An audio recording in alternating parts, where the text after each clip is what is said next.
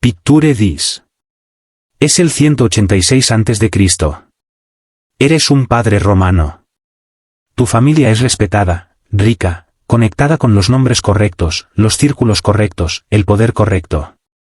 Has hecho exactamente lo que se espera de un hombre como tú. Has arreglado un matrimonio perfecto para tu hija. Ella tiene 16, tal vez 17. Hermosa, educada, criada con cuidado para reflejar todos los ideales romanos, virtud, obediencia, moderación. Sabe bajar los ojos cuando le hablan. Sabe cuándo callar. Sabe que su futuro no es suyo para elegir. La boda es impecable. La ceremonia se desarrolla sin un solo error. El banquete es extravagante. Los invitados ríen. El vino corre libremente. La música llena el aire. Así se ve el éxito en Roma. Tu hija sonríe porque le han enseñado que sonreír es parte de su deber. Luego llega el ritual final, el que nadie discute abiertamente, el que nunca se describe en detalle. Cuando la llevan, ella se gira solo una vez. Sus ojos se encuentran los tuyos. Hay confusión en ellos. Miedo. Una pregunta que aún no sabe cómo formular. Tú apartas la mirada, no porque no la ames, sino porque sabes exactamente lo que está a punto de suceder, y sabes que no puedes detenerlo. Este es el ritual que Roma enterró tan profundamente que los historiadores todavía lo reconstruyen siglos después. Lo que estoy a punto de contarte no es mito. No es rumor. Es una práctica documentada. Y revela una intersección brutal entre religión, ley y poder que nos obliga a repensar qué fue realmente la antigua Roma. Esto es lo que sabemos con certeza. Entre aproximadamente el 300 a.C. y el 200 después de Cristo, la ley matrimonial romana incluía una disposición que aparece una y otra vez en los textos legales, se menciona, se aplica, pero casi nunca se explica. Escritores medievales posteriores la llamarían primi noctis. En Roma tenía otro nombre, ditus devorum, una ofrenda a los dioses. Y ahora escucha con atención lo que los padres romanos nunca les contaron a sus hijas. El matrimonio en la ley romana no era una sociedad. Era una transferencia de propiedad. La mujer pasaba de la autoridad de su padre a la autoridad de su marido. Esta transferencia se llamaba manus. Pero antes de que esa transferencia pudiera finalizarse, antes de que una mujer pudiera convertirse legalmente en esposa, tenía que ser purificada. Esa es la palabra exacta que se usaba en el lenguaje jurídico romano. Purificar. El Código Legal Fundacional de Roma, las 12 tablas, contiene una cláusula corta pero devastadora. Afirma que ninguna novia de linaje romano adecuado puede entrar en matrimonio sin la purificación de los guardianes designados de la voluntad divina. Así describían a los sacerdotes. Guardianes de la voluntad divina, específicamente los sacerdotes sagrados de Bonadea, la buena diosa, un culto de fertilidad profundamente entretejido en la vida religiosa romana. Y aquí es donde todo se vuelve oscuro.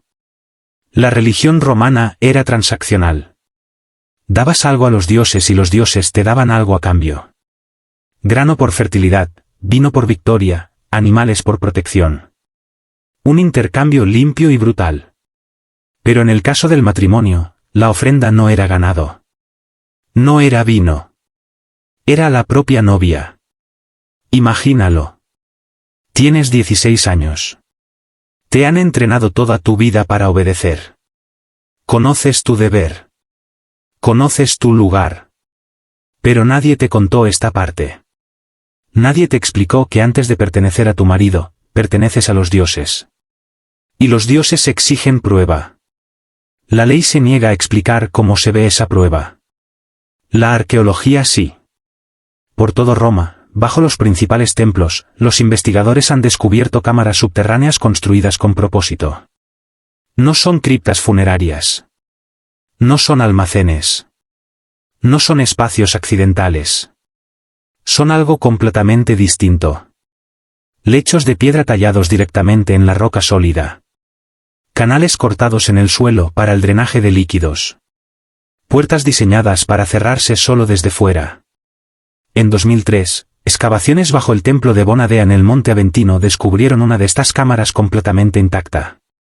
Lo que los arqueólogos encontraron dentro lo cambió todo. Las paredes no estaban cubiertas de oraciones, ni himnos, ni invocaciones a los dioses. Estaban cubiertas de nombres. Cientos de nombres femeninos, cada uno con una fecha. Esas fechas coinciden exactamente con celebraciones de bodas romanas conocidas del mismo periodo. La arqueóloga británica Catherine Young pasó 3 años documentando las inscripciones. Su informe de 27 páginas concluyó: estas parecen ser registros de mujeres que pasaron por un proceso ritual en este espacio. Añadió que, aunque el ritual en sí no se describe explícitamente, la evidencia contextual sugiere fuertemente una conexión directa con los derechos matrimoniales. No descrito explícitamente, es lenguaje académico para algo muy específico. Sabemos exactamente qué pasó aquí. Simplemente no nos gusta decirlo en voz alta. Así que lo diré claramente. Aquí los sacerdotes reclamaban el derecho a consumar el matrimonio antes que el marido. El proceso seguía un patrón estricto. Después de la ceremonia pública, después del banquete, después de que las risas se apagaban y la música cesaba, la novia era escoltada al templo, no por su marido. A él no se le permitía acompañarla. En cambio, la llevaban asistentes femeninas, mujeres mayores que ya habían soportado el mismo ritual. La guiaban por estrechas escaleras de piedra, lejos de la luz de las antorchas y la celebración, hacia corredores fríos bajo la tierra. El aire estaba húmedo, las paredes se cerraban. Cada paso la alejaba más del mundo que conocía. Al final del pasaje había una puerta. Detrás esperaba un sacerdote o varios. Las fuentes discrepan en el número. Gran parte del testimonio escrito sobrevive solo en fragmentos porque generaciones posteriores se esforzaron mucho por destruirlo. El dramaturgo Plauto, escribiendo alrededor del 205 a.C., mencionaba la práctica en una comedia que luego fue fuertemente censurada. Solo quedan pedazos. En un fragmento superviviente, un personaje dice: los dioses toman su porción antes que cualquier hombre. Esa es la ley. Siempre ha sido la ley. Otro personaje pregunta: ¿y la novia, qué recibe ella? La respuesta: la bendición de la purificación, si sobrevive. Esa línea fue eliminada en copias posteriores. El filósofo Lucrecio abordaba el ritual aún más directamente en el siglo I a.C. Monjes medievales intentaron borrar el pasaje por completo. Solo lo tenemos hoy porque un único manuscrito sobrevivió, redescubierto en 1417. Lucrecio escribió: los derechos de Bona se llaman sagrados, pero son terror. Lo que el sacerdote afirma ofrecer a los dioses, lo toma para sí, y la ley protege este robo con la palabra divina. Léelo de nuevo.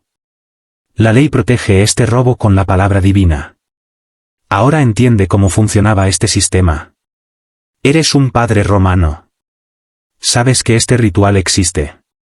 Sabes que tu hija lo soportará.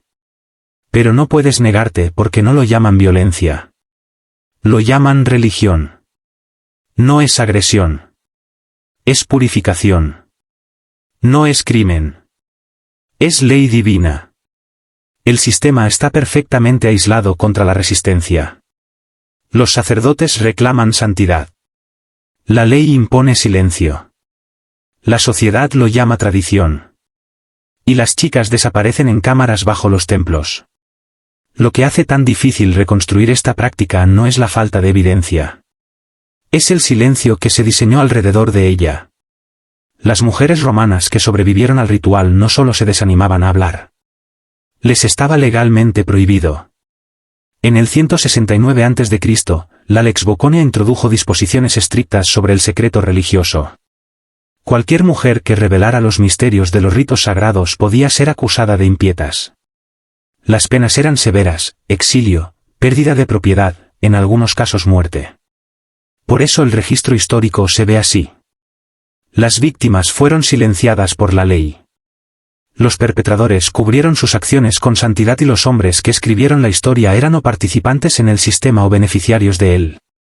Cuando los eruditos posteriores se quejan de que las fuentes son fragmentarias, describen el resultado de un sistema diseñado para hacer imposible hablar. Pero el poder siempre malentiende una cosa sobre el silencio. El silencio no es lo mismo que el olvido. Y cuando la palabra está prohibida, la gente encuentra otras formas de testificar. En la década de 1920, arqueólogos que excavaban una villa en Pompeya descubrieron una habitación que inmediatamente los inquietó. No estaba sellada por ceniza volcánica. Había sido deliberadamente tapiada antes de la erupción del Vesubio. Alguien la había escondido. Dentro había un fresco. A primera vista parecía ordinario. Una escena convencional de boda romana. Una novia y un novio de pie juntos. Invitados reunidos. Gestos rituales congelados en la pintura. Todo parecía exactamente como debía, hasta que notabas el fondo. Allí, casi invisible a menos que supieras dónde mirar, se desarrollaba una segunda escena. Una mujer era llevada escaleras abajo por figuras con túnicas. Su cuerpo retorcido hacia atrás. Su rostro vuelto hacia un hombre que estaba arriba. Él se estiraba hacia ella, congelado en el lugar, incapaz o no dispuesto a seguir. El pintor había dado atención extraordinaria a su expresión, más cuidado que a la novia en primer plano. Miedo, confusión, traición. El arqueólogo que documentó el fresco escribió, la precisión técnica de la figura oculta supera la de la escena central. El pintor claramente quería que la imagen de fondo fuera recordada. Alguien pintó eso sabiendo que nunca podría hablar abiertamente. La pintura era más segura que el testimonio. Esconderla era aún más segura. Tapiaron la habitación y confiaron en que el tiempo hiciera lo que la ley no haría, preservar la verdad. Funcionó. 2000 años después todavía la estamos mirando. Después del ritual, la novia era devuelta a la celebración de la boda. A veces horas después, a veces no hasta el día siguiente. Las costumbres romanas de boda incluyen un detalle que desconcertó a los historiadores durante siglos. La novia aparecía ante su marido con un velo llamado flammeum. A diferencia de otros velos, este nunca se quitaba. Ni durante la ceremonia, ni durante la consumación del matrimonio. Durante mucho tiempo, los eruditos insistían en que era por modestia, por virtud romana, comportamiento adecuado. Esa explicación se derrumba cuando lees textos médicos romanos del mismo periodo. El médico Serranus, escribiendo en el siglo II después de Cristo, nota casualmente en un tratado ginecológico que muchas novias mostraban signos de lesión reciente en la noche de bodas. Ofrece consejo médico práctico y luego añade un comentario que lo cambia todo. El velo, escribe, sirve a un doble propósito. Preserva la modestia y evita que el marido observe evidencia del ritual de purificación, lo que podría provocar preguntas inapropiadas. Evita que el marido observe evidencia. Léelo de nuevo. El velo no era sobre virtud. Era sobre ocultamiento, sobre esconder lesiones, sobre mantener la ficción de que la novia estaba intacta. Todo el sistema dependía de esa mentira. La novia no podía hablar. Eso era ilegal. Las pruebas físicas se ocultaban. Eso era costumbre. Y si mostraba miedo, angustia o trauma, se descartaba como nerviosismo. Ella era virgen después de todo. Por supuesto que estaba asustada. Cada elemento trabajaba junto. Ley, religión, medicina, tradición, una máquina de silencio perfectamente diseñada. Y entonces en el 186 a.C. algo se rompió. Una mujer llamada Hispala Faecinia se presentó ante los cónsules romanos y reveló el funcionamiento interno de las bacanales, ritos religiosos secretos que se habían extendido por Italia durante décadas. Según el historiador Livio, su testimonio describía reuniones subterráneas, coerción sexual, abusos llevados a cabo bajo autoridad sacerdotal y víctimas silenciadas por la ley religiosa. El Senado entró en pánico. Lanzaron una investigación masiva. Sacerdotes fueron arrestados. Templos cerrados. Líderes de las bacanales ejecutados. Roma declaró estos ritos una corrupción extranjera, una amenaza existencial al orden moral. Pero aquí está el detalle que la mayoría pasa por alto. Durante esa investigación, varias mujeres intentaron testificar sobre el ritual de purificación matrimonial, sobre lo que ocurría bajo los templos de Bona Dea. El Senado se negó a oírlas. Livio registra que el cónsul Postumio dijo, las bacanales son perversiones extranjeras. Los derechos de Bona Dea son tradición romana. No investigamos la tradición. Esa sola frase lo explica todo. El abuso sobrevive llamándose a sí mismo tradición. afirmando que la edad equivale a legitimidad. Insistiendo en que si algo siempre se ha hecho, debe ser sagrado en lugar de criminal. La mayoría de las mujeres que intentaron hablar fueron amenazadas hasta el silencio, acusadas de impietas, advertidas de exilio. Pero una mujer se negó. Su nombre no quedó registrado. Se levantó en el foro y describió lo que le había pasado en la cámara bajo el templo. Nombró el ritual. Nombró a los sacerdotes. Nombró la mentira. Fue arrestada en horas, acusada de impietas y obscenidad pública. Exiliada a Sicilia, prohibida de regresar a Roma, prohibida de hablar con ciudadanos romanos. Desaparece del registro histórico en ese punto. Pero no todo desapareció. En 1964, arqueólogos descubrieron un grafiti rayado en piedra cerca del foro romano. Data de aproximadamente el 180 a.C., 6 años después del escándalo de las bacanales. Escrito en latín tosco, dice: la tradición es lo que los monstruos llaman sus crímenes cuando nadie los detiene. Alguien arriesgó todo para grabar esa frase en el corazón del poder romano. Alguien quiso dejar la verdad atrás, aunque su nombre no pudiera quedarse. Roma no pudo borrarlo completamente. El ritual no terminó de la noche a la mañana. Se adaptó. Para el siglo I a.C., las familias de élite comenzaron a encontrar formas de evitarlo. En lugar de someter a sus hijas a la cámara, pagaban enormes sobornos por lo que los sacerdotes llamaban purificación simbólica. Una ceremonia sin la habitación subterránea, sin el asalto. La religión, argumentaban, realizada correctamente, solo que de forma diferente. Los sacerdotes aceptaban los sobornos. Por supuesto que sí. Porque nunca se trató realmente de los dioses. Se trataba de acceso, de poder. Una vez que la riqueza podía comprar la exención, el ritual se reveló por lo que realmente era, un sistema diseñado para otorgar a hombres poderosos acceso sancionado a mujeres vulnerables, protegido por la ley y el lenguaje ritual. Para el comienzo de la era común, la práctica había desaparecido en gran medida entre la élite romana, pero continuó entre las clases bajas por otro siglo.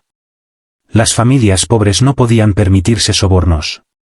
El poeta Juvenal, escribiendo alrededor del 100 después de Cristo, lo nota con amargura: los pobres todavía ofrecen sus hijas a los viejos dioses.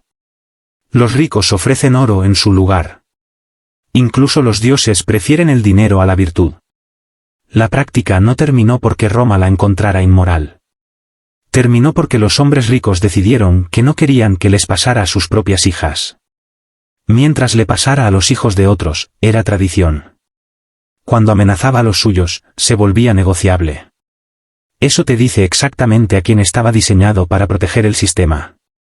Durante siglos, los eruditos clásicos minimizaron estos relatos o los descartaron directamente. Describían la evidencia como demasiado fragmentada, las fuentes demasiado poco fiables, los testimonios demasiado emocionales. Sugerían exageración, mala interpretación, cualquier cosa excepto confrontar lo que el material realmente mostraba. Porque reconocer este ritual fuerza una verdad incómoda a la luz. Significa admitir que Roma, la base del derecho occidental, el modelo de civilización, incrustó abuso sexual sistemático en sus procesos legales más sagrados.